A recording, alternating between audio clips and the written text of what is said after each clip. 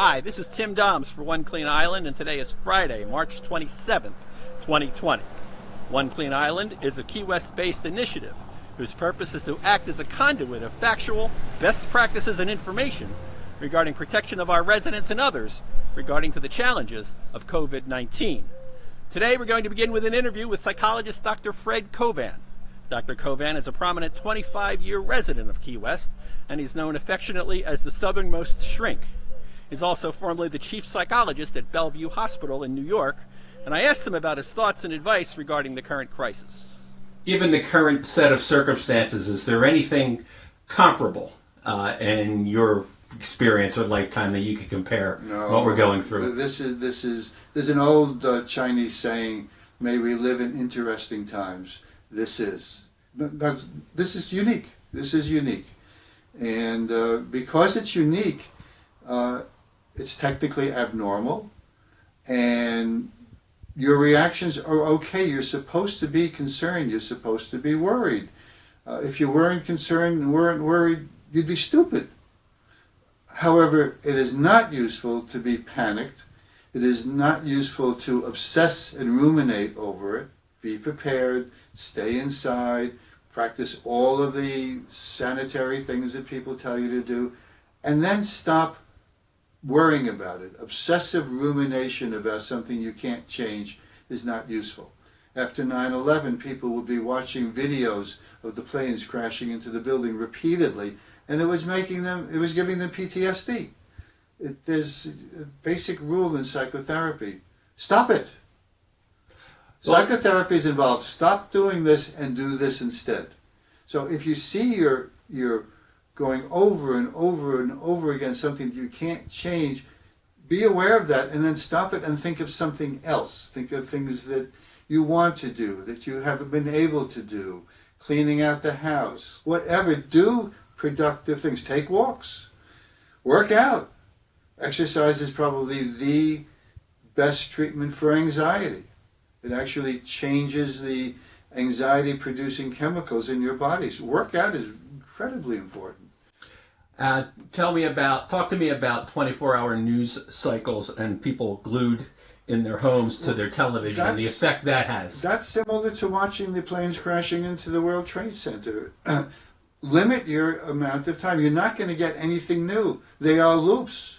Watch it for an hour in the morning and an hour in the evening. That's enough. Dose your TV. Like you would be, don't have too many drinks, don't take too many drugs, and don't watch too much news. Watch other things. Watch TED Talks. Watch anything other than the news. You should be outside. In this community, with social distancing, you should be outside enjoying the paradise that we live in. And so what you think, what you pay attention to affects your body. So it's bad. It's just unhealthy. It paradoxically, it weakens your immune system by worrying all the time. And now we want our immune systems to be as strong as possible. So, as Bob Newhart said, stop it. Stop it. Human nature is to look at worst case scenarios, and we tend to be negative in our expectation of the future. And in my experience, people who always expect the worst and think that they're better prepared and there's less trauma if they're always expecting the worst have no less pain than the optimist who is not focusing on the negative, and if something bad happens, they'll have pain, but it's no more than the pessimist. So it's just not adaptive to be always expecting and living for the worst to happen. Be aware. Don't be blind to what's going on.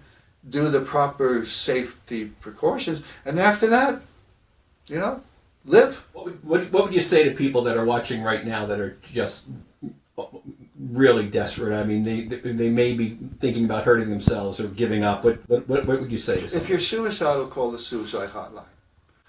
Or call a friend, or call a priest, or call a rabbi. Talk to somebody, because your judgment is impaired right now. If you're that freaked out, talk to somebody, because you're going to be making a really stupid mistake. In fact, it's interesting that Most people who are terminally ill and in pain do not kill themselves. They do not try and kill themselves.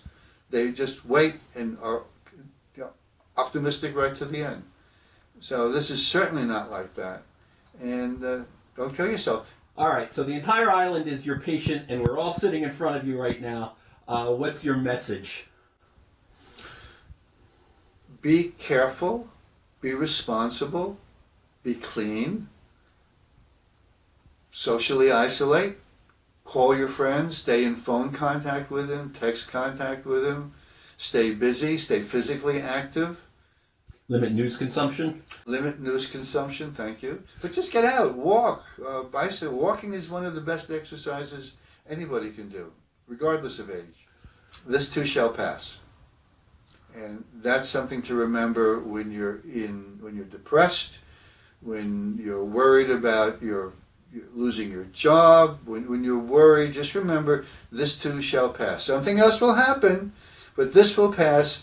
And you probably have the coping skills to deal with whatever's coming along. Don't underestimate how strong you are. You're stronger than you think you are. Remember that. Take a deep breath, smile, listen to comedy videos, and laugh. It's very healthy. And enjoy life. That's what we have. All we have is life. Enjoy life. Enjoy life. That was an edited version of Dr. Kovan's interview. The full interview can be found on Facebook and at onecleanisland.com. There are currently 16 known cases in Monroe County, 10 of whom are men and 6 are women. Ages range from 19 to 80 years old. Out of the total cases, 3 are considered to be non-travel related. 4 have required hospitalization, and there so far have been no deaths due to coronavirus in Monroe County.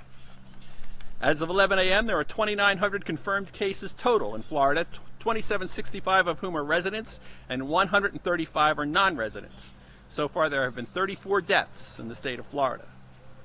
The Monroe County Sheriff's Office has begun implementing southbound traffic stops at mile marker 112.5 on the Overseas Highway and on State Road 905, which is Card Sound Road. Only residents, property owners, and those actively involved in work in the Florida Keys will be admitted. First responders, healthcare workers, and military actively engaged in work in the Keys will need proper IDs. Long delays are possible at checkpoints, and officials advise not to call 911 with non-emergency questions about US 1. The City of Key West is closing the Edward Knight Memorial White Street Pier, effective 5 p.m. today. The city says the closure is in an effort to reduce large congregations of people. The closure is until further notice, and city officials will be reviewing all closures on a daily basis. The county has announced that Reynolds Street Pier at Higgs Beach in Key West will be closed nightly, starting at 6 p.m. until further notice, to prevent large crowds of people congregating to watch the sunset. The Florida Department of Health and Centers for Disease Control are imploring people to practice social distancing. This practice is especially important at pickleball and basketball courts at county parks. There should always be no more than 10 people using a facility at one time. Monroe County officials stress that if federal and state directives are not followed, the courts will be closed. Keys Energy Services has temporarily suspended all service disconnections for non-payment. Customers who are unable to pay their bills or do not have any options other than cash are strongly encouraged to call 305-295-1000 or email web.accounts@keysenergy.com. Inside lane closures on the Calkey Channel Bridge continue tonight, and the closures are now starting earlier. Single lanes will now be closed in both directions from 8 p.m. until 5:30 a.m. Beautification and construction continued today on Duval Street and other areas around town. The Duval project runs from Wall Street to Truman Avenue and consists of upgrading curb ramps and driveway cuts to ADA standards, milling, paving, and more. Work began at Green Street and will progress toward Truman Avenue. Road closures in the work area should be expected, and detours will be in place. The work is scheduled to be completed by early July.